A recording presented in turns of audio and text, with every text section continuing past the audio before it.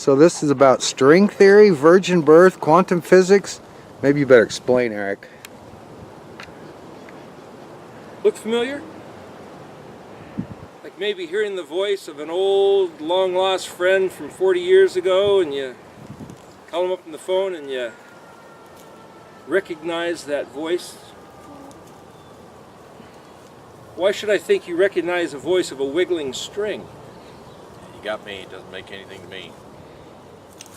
Physicists tell us that this entire universe can be broken down to, from the large objects we see of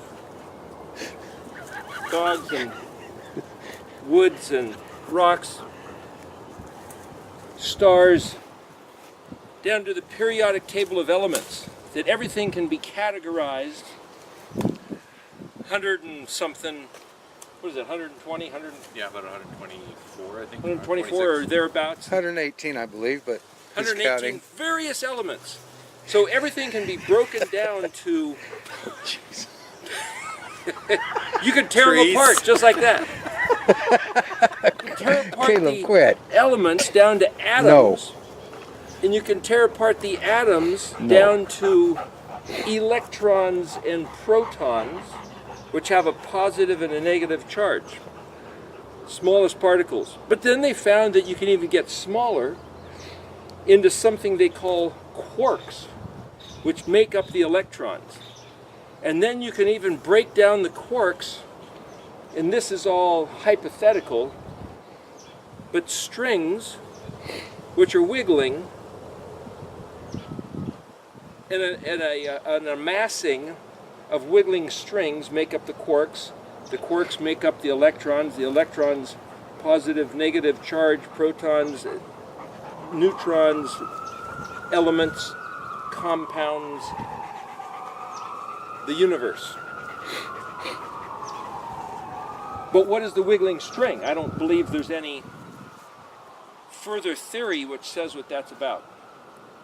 But that's the field of quantum physics as I understand it.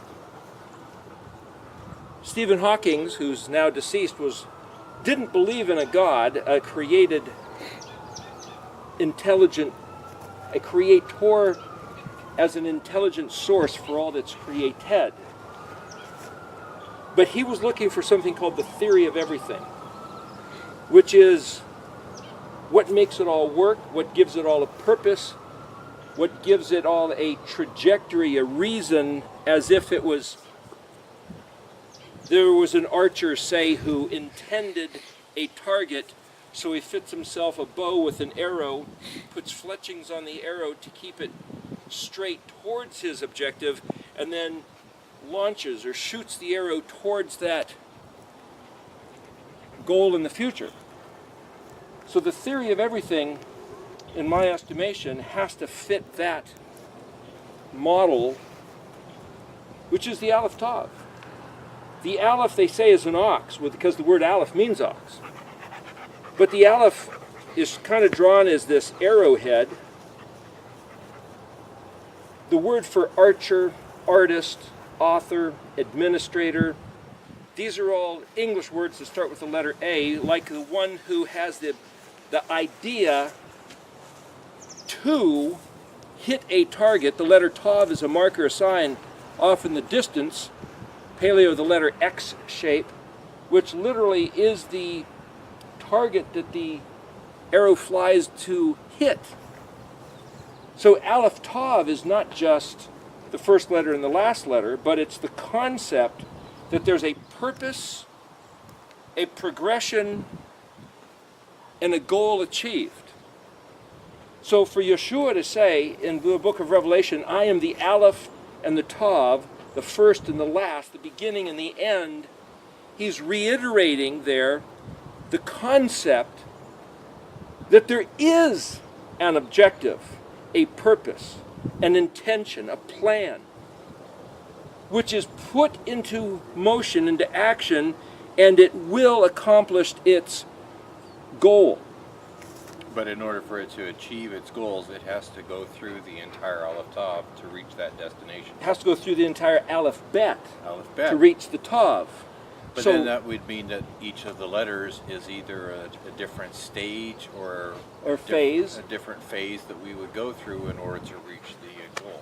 Just like the seasons, we are familiar with 4 seasons, winter, spring, summer, fall. We're familiar with 6 colors on the color wheel. Some people say 7. They include an ultraviolet in there, but technically there's 3 primary colors, red, yellow, blue, and 3 secondary colors, which would be a blending of the primaries. So you have orange, green, and purple. So the primary and the secondary sets up your basic 6-color progression, just like what they call the progression of the equinoxes, which takes almost 26,000 years. You've got what's called the Mazarot, or the constellations, the English word, which is to say there's a belt of star groupings all around the Earth, which there's this cycle which it takes almost 26,000 years to go all the way to start where one is referenced at a certain time of year to come all the way back to that, the progression of the equinoxes. So he's designed as this concept of wheels.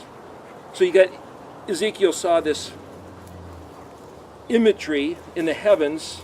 The only way he described it for our regard is a wheel within a wheel. So we talked last video, we put up a picture of the gears of clockworks, cogs, wheels with cogs. So there's something about a systematic progression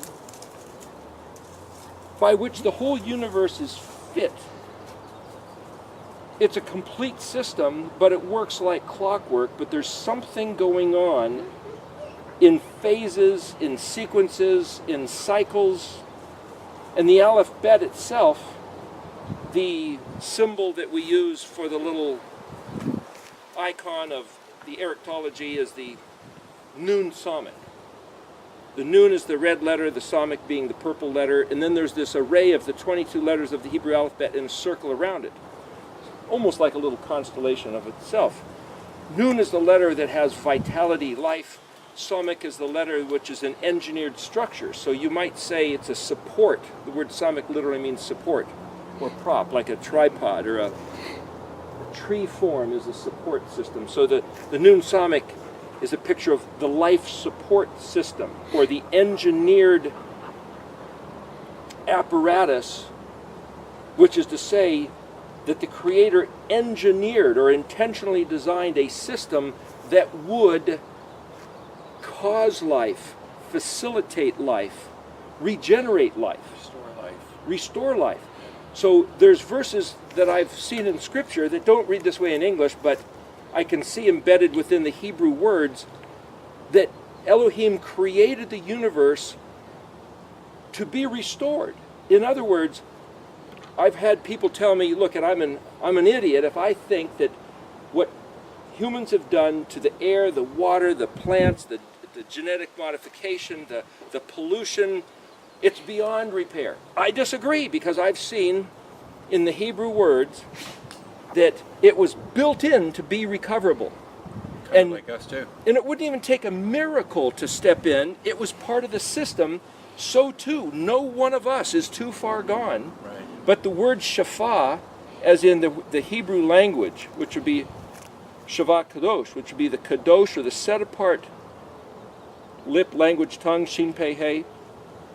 Also that word not only means lip, language, tongue, or meaning the language, but it also means to cure from lunacy and restore to health. So I believe that the functional design that that Elohim, the Creator, built into how the Hebrew language works is that it will regenerate sanity and some sort of vitality of life, not only in the physical dimension of things, but also in the psychological, Right. or spiritual, or philosophical, or even sociological aspect, probably even economic. So the question is, how do we engage it? What do we do to access this life potential? The concept of the life support system is also the Nun Psalmic surrounded by the letters. Yeshua said, if I be lifted up, I will draw all men to me. It's like the letter spelling the word The letters that spell the word nas means to be lifted up. Yahweh Nissi, he is my banner. The banner is that thing that you lift up. To lift up a banner is the same concept as Moshe lifting up this serpentine shape on I a was going to say that, pole. yeah. All you have to do is to look at it and acknowledge it, and you'll be healed. That's right. So these pictures in the scripture of stories, Right. which correlate exactly to pictures of the letters themselves, which correlate to things that Yeshua said, means that this is not coincidental, it's intentional. Because not only is the universe by design, but the language is by design, and everything Yeshua came and said and did was by design corroborating, validating the truth. And as a matter of fact, this word for truth is kuf. There's emet, aleph mem tav, but there's also kashet, kuf shin tet, which is basically the fletchings of the arrow, or that which causes it to remain true to the intended trajectory. So for the archer to not just take a wiggly stick and try to shoot it through the air, in which case aerodynamically it'll fail to hit the target, by getting a true straight yashar, yod shin resh, aleph shin resh, Hebrew words, the straight shaft of the arrow with the fletchings of the feathers on it, keeps it going that way. So that's what the Torah is. The fletchings on the arrow, that's what the Moedim are. To make sure we have a true continuing of the straight path, the Yashar Derek, generation after generation. He's got this whole thing set up as a life support system. Only if we recognize it for that. If we don't, choose, then it's just a pile of stories. but the stories are still true, and whether or not we recognize them, they're still true, and we can sit down on the seventh day, or sit down on the first day, or we can keep the festivals. The true potential of restoration of vitality that are in these very words remains unaccessed, inaccessible until we take them to heart. So Paul mentioned something about when the angel, Gabriel, spoke to Miriam, she took those matters to heart. There's something about, in the Mishkan pattern, you got the big white fence, lines up with Het, Tet, and Yod. You've got the barbecue grill, lines up with the Torah instructions of Kaf and Lamed. You go back to the big white fence, that's the equivalent of choose life. Okay, choose life, that's a decision. That's a door, a dalet, choose life.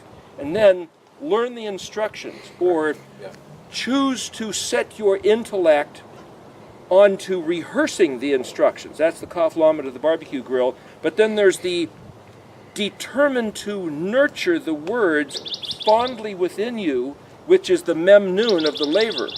Incubator. As an incubator. And that lines up with the third festival that we're in right now, Shavuot, which is the 49 days of counting, and then the 50th day, which is a picture of the letter Nun, which is the number 50, leaping out of the womb as a baby being born, as the year of Jubilee jumps out of the 49 days of counting. So you've got Mem, which is 40, like 40 weeks of human incubation, gestation, and then 50, Nun.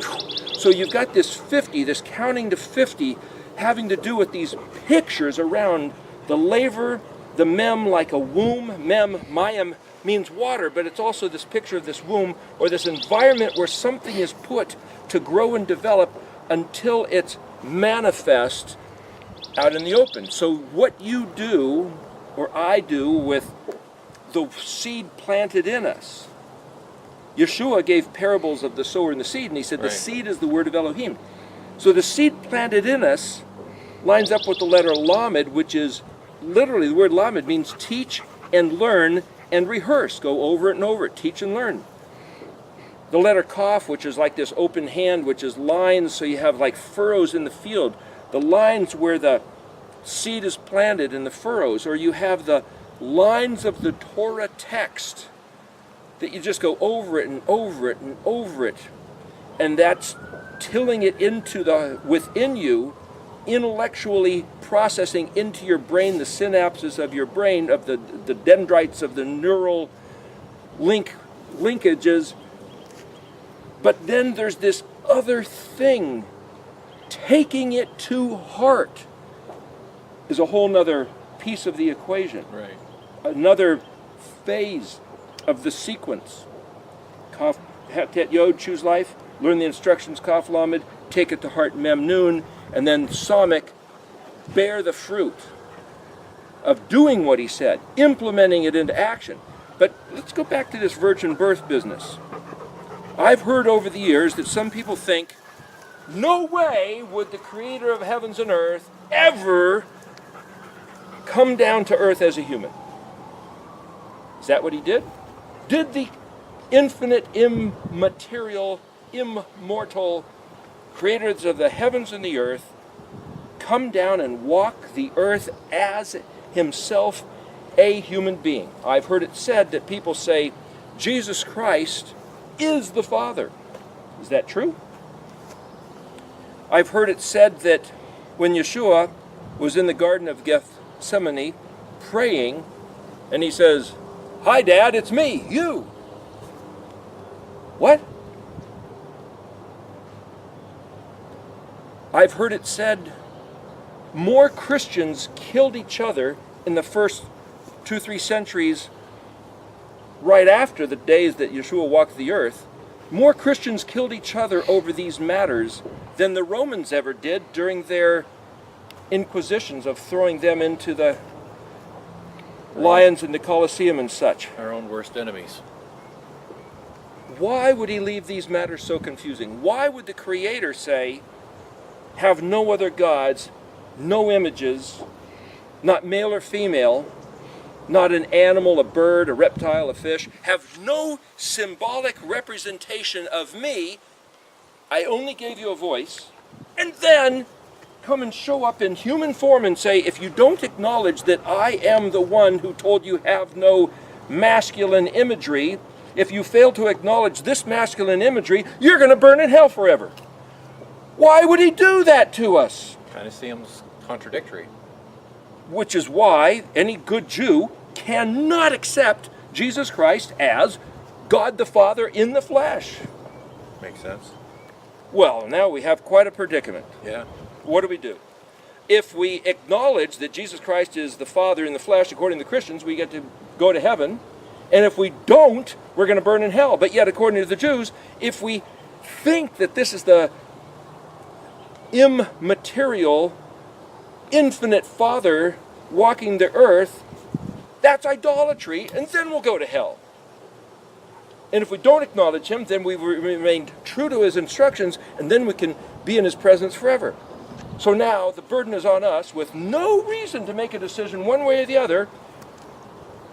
What are you going to choose? You have to make a decision. It's life and death. Yeah. Not only if you have one idea and I have another, can we kill each other for having the wrong idea, for life and death on the planet Earth, but it's life and death for eternity if we misdetermine this conundrum. Which is why a lot of people say, I'm staying out of it. Too bad, you're a human being, you must engage this dilemma, or else by default you're going to burn in hell. Be ejected from the eternal kingdom. Sure. Gosh, serious business.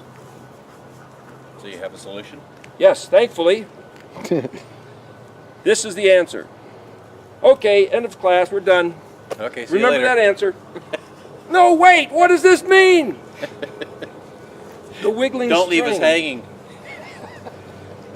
How can the answer be in a wiggling string? He's embedded the answer within us. Well, in the beginning there was a word, Gospel of John. Right. And the word was used as this lens, as it were, through which was projected the will, the intent, the purpose or plan. These are words used in translating different verses of the Scripture. For example, he says in Isaiah, as I have planned, so shall it be. As I have purposed, so shall it arise or come about. So the plan, the purpose, the intention is the aleph it coming about is the Tav. So there's an embedded cryptic Aleph Tav, not just by saying beginning and the end, first and last, but as the purpose will be accomplished. And then he says, the words that go forth from my mouth will not return void. They will accomplish what I set them forth to do. There's another embedded cryptic Aleph Tav. Right. So if there's this original word, as it says in John chapter 1, through which the intention or purpose of the Father was projected, and out on the other side is manifest all this beautiful creation of material substance, then this word acts as a transmogrifier. Got that from Calvin and Hobbes. I saw that issue. Yeah. You've been waiting all day to spring that word on us, haven't you? Transmogrification. So then this word leaps into its own device, as it were, and becomes matter, cosmos. The pinnacle of all matter in the cosmos is humanity, human being, and the archetype pinnacle human is the one we call Yahusha, Yod He Vav Shin Ayin. Some people spell the name differently. I spell it Yod He Vav Shin Ayin because after the book of Deuteronomy is the book we call Joshua. That's how he spells that name, Yod He Vav Shin Ayin. Okay, for what it's worth. The point is, he is this word in human form. This word was used to compose the instructions of the Torah. What is this word?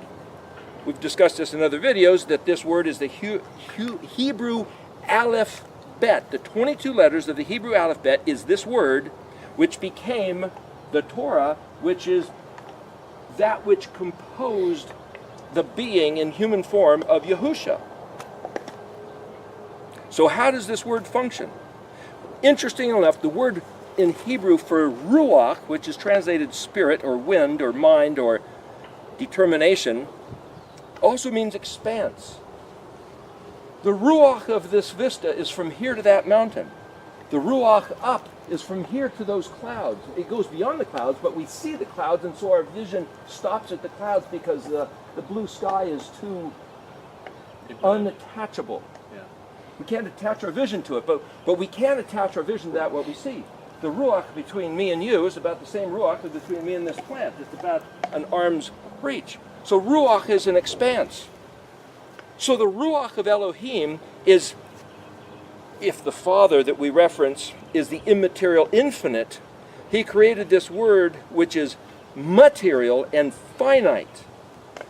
And it stretches from Aleph to Tav. So the ruach of the Aleph Bet that the Father gave us to reference him by, because it says in John 1, this word is Elohim. Right. It says the Father, it's Elohim. So he gave us this word and fit our mind and our nephesh, our soul, our heart, our being, to engage this word specifically as a hand fits a glove, by which then we can apprehend the immaterial infinite Father. So somehow, as we apprehend or we wrap our minds around this word, we're wrapping our minds around him who is so infinite and immaterial and ethereal that he can't be even touched. Would it be correct in saying it's a representation of him? No, to put something into the form of representation is to make an image or a pattern or a model, which is the bet form. The letter bet means house or to embody. So yes, this word, it says in John 1, the word is with Elohim. Right. That's the letter bet. The prefix letter bet literally means it with, in, on, among, through, or against, or in the condition of. So this word is in the condition of the Father, but it also is. Well, the letter Aleph actually represents isness. Isness. So if you have a word that starts with an Aleph, like Ani, Aleph Nun Yod, or Ehyeh, Aleph Hey Yod Hey, or Anoki, Aleph Nun Kaf Yod, or Ati, Aleph Tav Yod, those are all words that are self-referential of the one speaking or the one being referred to in the first person. So for the Aleph Bet to start with the letter Aleph, which is the silent letter, is a picture that says, whoever put this here is represented by the Aleph. But soon as you try to describe the Aleph, which is immaterial and silent, boom, it becomes bet form. Right. So he's the one inferred to by the Aleph bet, but he also said the Aleph bet will serve as the is that we can look at. But if we try to touch the Aleph bet as an Aleph, it can't be an Aleph, it's automatically in bet form. So even if we say that the creator is that one that we can wrap our mind around as the guy who created this, that's the Aleph, that's the Father. As soon as we try to wrap our minds around that, it puts him into bet form. So the Aleph form is in an impossible place or concept to even reach. We're stuck in this realm of betness. Right. And our minds, our beings were not designed by the Aleph one to extend outside of the betness. Years ago, a friend referred to this phrase, cosmic consciousness. And I said, and he described something. I said, yeah, I think I understand. He says, impossible! You can't understand cosmic consciousness, you fool! He was describing Aleph and Bet. He didn't know it, but that's what that was all about. For me to think I can wrap my mind around this obscurity, Alephness, is because I have to write the Aleph into a letter form. That makes it automatically Bet. But here's the thing. For the infinite immaterial one to choose to manifest himself somehow into the cosmos, can't he do anything he wants? Yeah. If he chooses to do so, he's perfectly able, capable, and has the prerogative to do so. And the power. Therefore, we could say, yeah, but we don't know how he did the power. Yeah, but he tells us. What he said was, in another place in the New Testament, that the Ruach of Elohim overshadowed this young lady called Mary, or Miriam, and she conceived. Now, we can study the physiological process of conception. We got great scientists and doctors. They can figure out all kinds of stuff. They're pretty smart these days, I tell you. We got microscopes and everything. Well, boy, howdy. So somehow, if we look at the Hebrew words, I'm thinking it'll tell us something. So, if the Infinite One wants to put himself into finite human form, or some aspect of himself, it's not the Aleph that becomes Bet, it's the Bet which starts walking the earth as a Vav. The Bet form walking the earth, Dalet, for the Bet form to be object, cosmos, matter, to walk is to Gimel, the letter with a Right. foot, walking the earth, Dalet, coming through some door, some portal, Hey, appearing as, in the essence of Vav, humanity. Vav is the connector letter. It's a nail, it's a hook, it's a bridge. Right. Somehow there's a connection, Vav, Right. and then there's the letter Zayin, the seventh letter, which is cut off. Vav is the sixth letter. That's another part of the story, but we're just going to stick right in here at the Hey Vav, Dalet Hey Vav area. Now Yeshua claimed as the Vav man, he said, hey, I'm the door, the Dalet. So the Vav, hey, proclaiming to be the Dalet by which we can Gimel back to the Bet, the house of Aleph, the Father, the Infinite One. He was using these first 6 letters as his story, his sermon, his objective, his mission was to come down to earth from Aleph, from the infinite other realm, Right. to the material realm Bet, Gimling as the ambassador, the emissary, sent through a type of Dalet, being born of a virgin, into the world. Hey, here's the Vav man, and then Zion be killed, suffer the death of these Vav men, be put into the tomb, the Chet, the big round rock rolled in front of the tomb, Tet, the Roman seal, but also the seal of death, Yod, holding that tomb shut. Right. There's the first 10 letters. Sprouting back to resurrection, Zadi, rising up, Kuf, coming back at the very end, Resh Shin Tav. But the point is, how did he do that? We could say, oh, well, it's just a mystery. But here's the thing. The word to overshadow is Zadi Lamed Lamed, very similar to the guy Betzalel. This is Zalal. Betzalel is the guy who made the Mishkan, so it points us to the Mishkan pattern. The word Zalal means to overshadow or shade or to put something in the oven. It also means to exploit. So for the Holy Spirit, well, what's this Holy Spirit? Is it the third entity, person of the Trinity? Well, wait a minute. The word Ruach means expanse, the distance. The alphabet of 22 letters between Aleph and Tav, like this string, Aleph to Tav, is the Ruach of Elohim. And because it's from him, it's Kadosh. It's not the alphabet, I don't believe, the human alphabet, the Hebrew alphabet is of human origin. That Yahweh Zavot made the Hebrew alphabet, which became the human, but it's also the Ruach HaKodesh. Because it is the expanse that represents and tells of him, his character, his identity, his purpose, his Aleph Tav. It's all right here in these 22 letters. So if the 22-letter Hebrew alphabet is the Ruach HaKodesh, and somehow it hovered over Mary, if you translate the word Zalal as overshadow or hover over, that's a picture. But it also means to exploit or make use of Mary.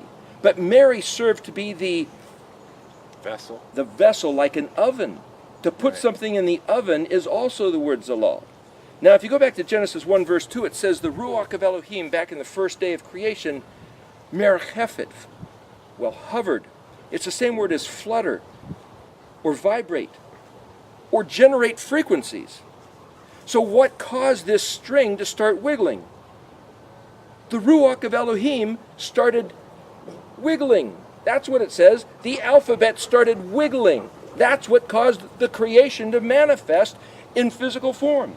So what he did with Mary, he didn't use a human man to impregnate her.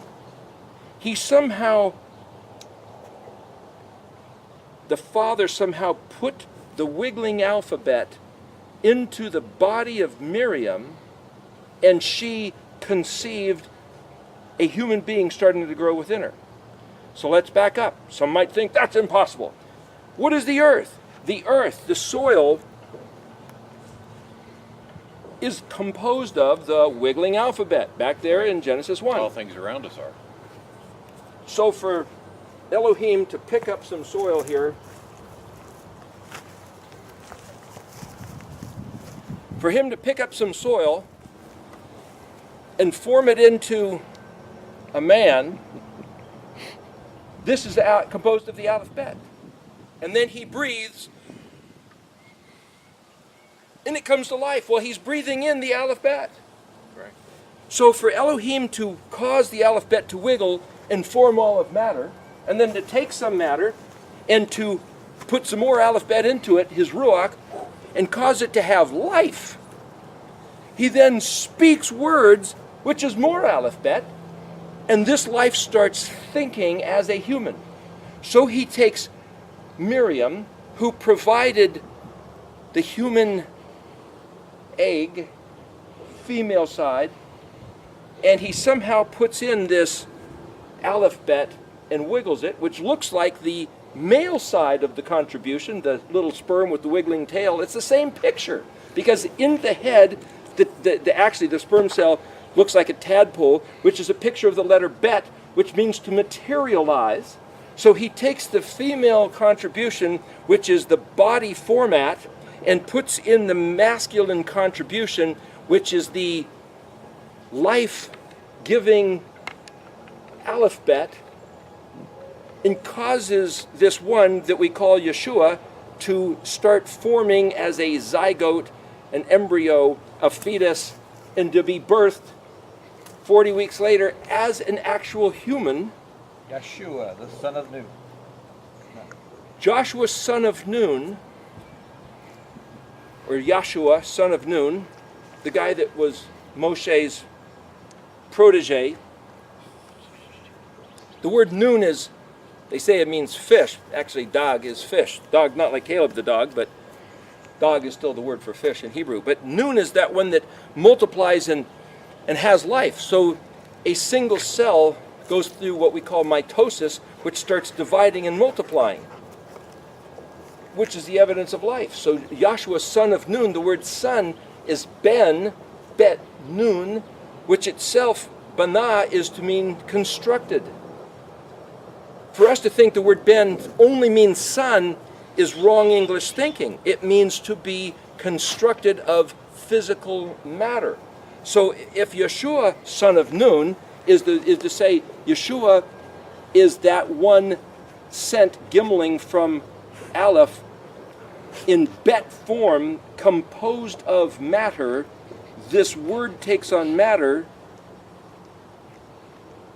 and becomes of the elements of the cosmos. What is it that's doing it? It's the Aleph Bet. Is that the Father? It's what the Father created to give us reference of him. But Yeshua didn't say, I am the Father. He said, I and the Father are echad. What does echad mean? Yes, it's translated one, but it's of a unified being, a unified mind, a unified purpose, a unified scope, and a unified voice. And he also said that we should be echad with him. He's not saying that we should become the Father. He's saying we should be echad with him. So there's this little picture we did the other day. 4 letters in Yod He Vav He, 4 letters in Ehyeh, Aleph He Yod He. The voice of the Creator, the voice of the Torah, the voice of the Mashiach, the voice of the Ruach. If you have different voices, that's not echad. If they're singular, that's echad. So if Yeshua speaks, you can't say, oh, that was him talking, not the Father. He says, I only say the things I hear the Father saying. He also, there's a verse that says no one has seen the Father, but yet it says that Moshe spoke face to face. But no, that's panei al panei. But is that face to face literal? He doesn't have a face. And I know some people get upset about that. He also doesn't have a body. I know some people are going to get upset about that. But he said no one has ever seen the Father. Yeshua said, if you've seen me, you've seen the Father. He's not claiming to be the Father. What he's claiming to be is the bet form of the Aleph. So what is the virgin birth? The Ruach in its pure Kadosh format, untainted by the human sin problem. The Aleph Bet, pure from the Father's heart, the Father's being, getting put into the human female, produces the ben, the materialized, the word bet nun hey is the word for construction. This house was constructed. That's bet nun hey. This book is a piece of construction, bet nun hey. The word bina has to do with understanding. If you can wrap your mind around it, it's in bet form. Yeshua came here, putting the Aleph Bet into a form that represents the Father such that we can wrap our mind around him, what he was saying, where he's at, where his heart, where his mind, where his will. That's the bet form. That's the word son. An interesting thing, not to get into it now, but just mentioning it. We're discussing these things as food for thought for people. That the word mayim is the word water in Hebrew. It's spelled mem yod mem, mayim. And the way you spell that is that there's a letter mem and a yod as a separator, then another mem, separating water from water by a letter yod, which is a working hand, or that thing which is produced by work, dividing these two waters. Well, that's a picture of what happened on day 2 of creation. Water was separated from water, and a rakia, something that means to be worked, to be stretched out like pizza dough, forming a big round pizza crust. That's what the letter yod is. So just curious, why would day 2 of creation be the exact picture of the spelling of the word water? Separating two waters by something that's worked and stretched out as a divider between them. I'm saying there's more to that study that we've talked about before, but I'm just trying to show somebody that part of the study of Hebrew is to notice these correlations and try to make sense out of them.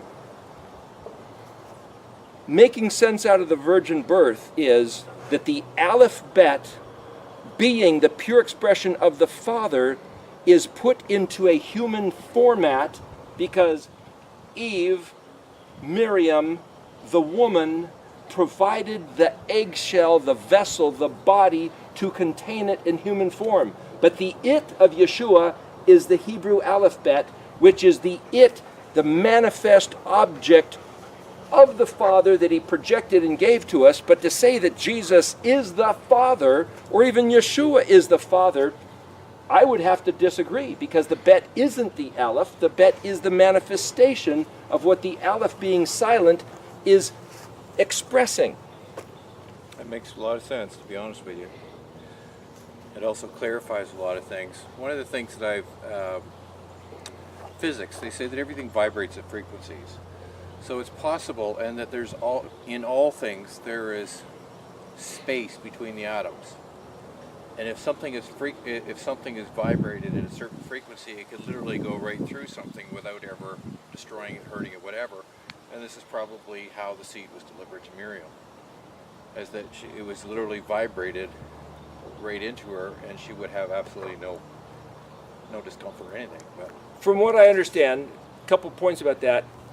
Physicists, scientists even today don't know why things oscillate. right, A light beam moves like this. Water ripples move like this. Sound moves like this. Why? They don't know. Well, in water you can have pressure and above and below, but why should a light wave move like this in outer space where there's no friction to resist it? Why does it do that? Because the Ruach Elohim merachefet al panei tahom. The word tahom is deep. The word surface of the water is the mayim. Related subjects. My point is, there's something about him wiggling this, fluctuating the aleph bet, which is the source and the composition of everything. So you have in the letters, there's a space between the letters. right. On the chart, we have right down through the middle of the chart, it talks about meta, which is a space between. What does it take to transition from this phase to that phase? If we break down the three primary colors and, well, let's fill in some space. Well, now you have the three secondary colors. Well, there's more spaces. You can say red, orange, red. You can add these more. Now they have 1 million colors you can get on a LCD screen. It's like, where did he come up with 1 million colors? They're just slices and fractions of ever smaller, but it's still us trying to put reason and understanding in between, as it were, the storyboard images of the big jumps. So the more we refine it, the more we're trying to zero in, but it boils down to the alphabet that he started wiggling, and there's all of this, and so Yeshua himself is the wiggling alphabet somehow interjected into the body of Miriam. And like they say, why did Yeshua walk through the walls? Because he was pure form frequency, not subject to even the body of Miriam anymore. And it's not that he was ghost-like, he was real and solid. I heard it said that if you could look at a material atom, there's as much space between the electrons as between the Earth and Jupiter. Look at all the empty space. It's like if Earth was one electron and Jupiter is another atom or another electron, that forms the atom, which forms what we think is solid. Our sense of reality is way distorted compared to the reality. And if we try to relegate our belief to what we can comprehend, then the system that determines what we understand, to the degree that it's subject to fallibility, is the pattern by which we will be off course, and then all of our theological doctrines will be equally off course. Yeah. If we come back to the pure Hebrew alphabet, paleo, it's back as far as you can go to the primal origin source. The pure water right out of the spring, as you said earlier, the other day. The knowledge of Yahuwah will cover the Emet Eretz, as the Mayan covers the sea. Cover the knowledge of Yahuwah, alphabet. The knowledge of Yahuwah will cover the earth the same way that water covers the earth, as it were. There's something about understanding Yahuwah is all in this Aleph Bet. To have a problem with Yeshua being human, or whether he is divinity, is answered to by the picture of what is this alphabet. If you think this alphabet was composed by a bunch of cavemen grunting and drawing little squiggles in the dirt, a picture of an ox and a camel and a fish hook, you've missed the whole thing. Yeah, and it will only mean that to you forever. And if that's what you think it is, and you base your doctrines on that, you'll be completely spun out of control into some weird cult or phony baloney religion. But if you can comprehend what these 22 letters are as the purest form of expression that the Father, the creator of the heavens and the earth, could possibly invent, he invented them to represent himself. So to study the Hebrew is to look at the purest essence that he delivered to humanity. And then realizing that we ourselves and everything, even Caleb the dog, is composed of these Hebrew letters. So as you study science, I've heard some people say, oh, science is bad, science is evil. Other people said, to think is carnal. It's like to process thoughts, because Yahuwah spoke to Adam. How much more pure can you get? To study, which science says, I want to try to understand, to know how he built what he built. That's also, you could call that pure religion in a sense. Yeah. Because we're looking at how does this turn into this? To breathe the air is also the same thing, because he breathed in the life into Adam, to acknowledge the truth that he who is the Aleph, the silent voice, built this incredible place. That's spelling Hebrew words. That is worship. That is prayer. That is relating to him, acknowledging what he made, how he made, and where do we find our place in it. I tell you, it's exciting when, instead of looking at the scripture simply as a bunch of stories, to understand that the words are compositions of the letters which in themselves tell the story. Brings a whole new dynamic when we look at these scriptures, and a whole new level. And I'm not talking about going all goofy-eyed and spiritual and stuff like that, even though this is what we're actually talking about in essence. But it makes it so much more fascinating, to almost like a discovery. Like archaeologists digging for that hidden treasure, knowing that it's there, but I just have to dig down to find it. And when I think about the Paleo-Hebrew, I just think about all the possibilities, all of the answers that we don't see in our translation of the scripture, because they're missing so much of the essence of the context that it was written in, or the time period, or the culture, or any of that stuff. And I don't know, to me, when I look at Paleo and I look at the scriptures, it makes me want to dig into it. It makes me want to search it out and find out more. In closing here, take a couple minutes.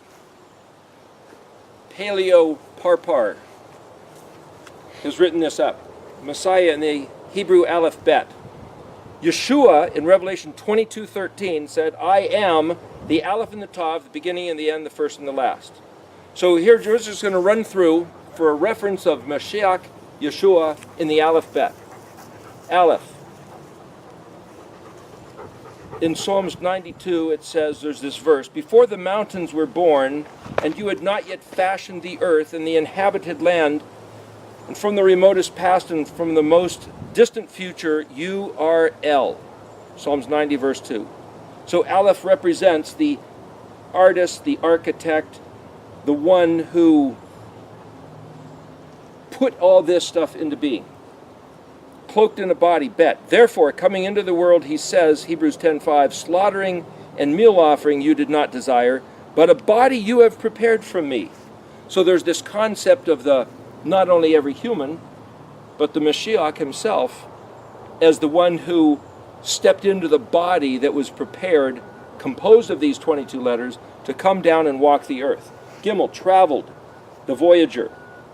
John 6:38, because I have come down out of heaven not to do my own desire, but the desire of him who sent me. Gimel concepts. I didn't come down here to play around and go, woohoo, this sure is fun on the earth, though that's what he did. He walked the earth. But he came down specifically from heaven to earth. This is the Mashiach. So what we're doing is we're looking at each of these 22 Hebrew letters and saying this is describing the Mashiach. Now, if you want to call him Joe Bob or Sally or Jesus or Yeshua or Hector or Francis, call him whatever you want. I'm saying these letters are describing the guy, the one who is the Mashiach. Now you got to figure out who it is he's talking about. Yeah. Aleph, the architect, the artist who planned this whole thing. Bet, cloaked in a body that was specifically prepared to Gimel, travel from the heavens to the earth. Dalet, John 17:4, I have esteemed you on the earth, having accomplished the work that you have given me that I should do.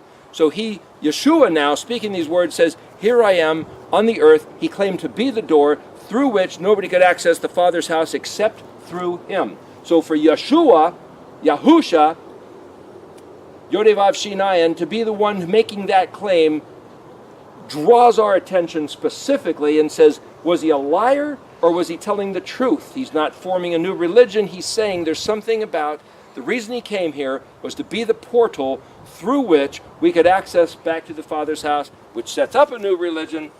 But I'm just trying to make some point of this. Hey, revealed. Hey means the, it means to be revealed. It says in John 14:9, he who has seen me has seen the Father.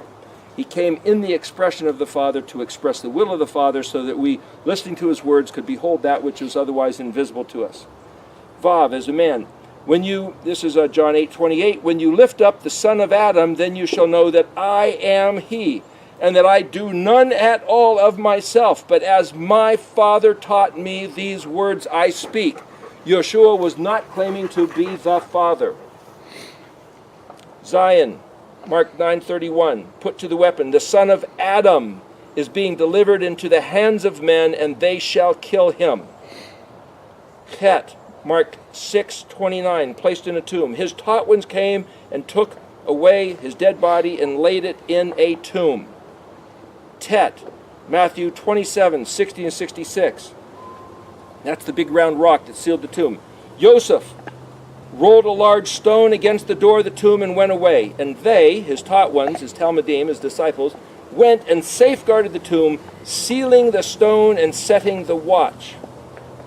Yod, John 10:18. Yod is a hand that holds of strong that works a tool, and he says, I do this by my own hand.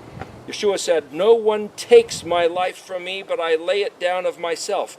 I have the authority to lay it down, and I have the authority to receive it again. This command I have received from my Father. Kaf, the open hand. Deuteronomy 5:15, that displays the standards of heaven, like the constitutional lines of instruction. And you shall remember that you were a slave in the land of Mitzrayim, Egypt, and that Yahweh your Elohim brought you out from there by a strong hand and an outstretched arm. Therefore Yahweh your Elohim commanded you to remember the Sabbath day. This open hand is like the hook, the lines of the Constitution, the instructions that we must keep because he said so. The letter Lamed. The Lamed is a shepherd's staff. It speaks of the instructions, the authority. The number 12, Matthew 13:54, Yeshua said, I am the good shepherd, in John 10:11. And when he had come into his own country, he taught them in their congregation. Mem, the 13th letter, John 4:13. Whoever drinks of the water I give him shall certainly never thirst, and the water that I give him shall become in him a fountain of water springing up into everlasting life. The letter Nun, jumping out of the Mem, the water, like a geyser bursting forth from that drink that turns into this living fountain. John 10:10. I have come that they may possess life, and that they might possess it beyond measure. Nun is that letter, like son of Nun, which is multiplication, like fish multiply, this exponential vitality of increase. Hallelujah. The letter Samik, which is the prop, the trellis being attached to the source, He says in John 6:48, Yeshua said, I am the vine, you are the branches. That's John 15:5. I am the bread of life. John 10:25, going to the letter Ayin about bearing fruit and the examination of that fruit, he says, he who stays in me and I in him, he bears much fruit. That's the psalmic picture of the vine and the branches. The works that I do in my Father's name, they bear witness concerning me. Look at the fruit. Evaluate the fruit. That's all Ayin. Put into the scales of balance. Weigh carefully. Balance exactly. Look, measure, determine. He's saying, look at what I'm doing. Hear what I'm saying. Compare it to the words of Torah. Know who I am. By my words, by my actions, by the fruit I bear. That's what Yeshua said of himself. Not claiming to be the Father, but by claiming to be the very heart of the Father, manifest in human form, for us to regard and have access to that door back to the Father's house. The letter Pei, which is an open mouth, or that which opens. Matthew 10:27, Yeshua said, what I say to you in the dark, speak in the light, and what you hear in the ear, proclaim on the housetops. He's telling us to open these words as we have been given open revelation of them. The letter Zadi, which is a picture of Aaron's rod that budded, burst to life overnight. The dead stick lived, like Yeshua bursting out of the grave. Though he was impaled in weakness, yet he lives by the power of Elohim, 2 Corinthians 13:4. For as the earth brings forth its bud, and the garden causes the seed to shoot up, so the Master Yahweh causes righteousness and praise to shoot up before all the nations. Isaiah 61:11, the word Zadik is righteousness. There's a picture of the resurrection of Yeshua. There's a picture of the restoration of the earth through when we do righteousness, it will re-sprout. And there's a picture of the confederated 12 tribes of Israel coming back in unity together to rule the face of the earth during the millennial 1,000 years, Revelation 20. Letter Kuf, where the picture of Yeshua after he resurrected, he ascended up into heaven, and the Melech, the angel, said he's going to be coming back. While he was blessing them, he was taken up into the heaven. Luke 24:51. After this I looked and saw a great crowd standing before the throne and before the Lamb, crying out, "Deliverance belongs to our Elohim and to the Lamb." That's the picture of the Father and the Son, not that the Son is the Father. Revelation 7:9 and 10. Elohim has given us everlasting life, and this life is in his Son. And again, that's in the constructed bet noon, the bet form of his word. It's the bet form of the Aleph. 1 John 5:11. Resh, the exalted man, the transformed man. 1 Corinthians 15:51 and Philippians 2:9. Elohim was highly exalted him and given him the name which is above every name. We will be changed suddenly as in the twinkling of the eye at the last shofar. That which dies will put on immortality. That's the promise he gave us of an everlasting life in his presence in a whole other dimension, the dimension of the Reshin Tov, or Kuf Reshin Tov, after sprouting back to life at Zadi, which is a whole different dimension than before he was put in the tomb back at Hevav Zion. The letter Shin, consuming, refining fire. Malachi 3:2, and he who is able to bear the day of his coming, and who is able to stand when he appears, for he is like the fire of a refiner, which is a sheen picture. Deuteronomy 4:24, for Yahweh your Elohim is a consuming fire, a jealous Elohim.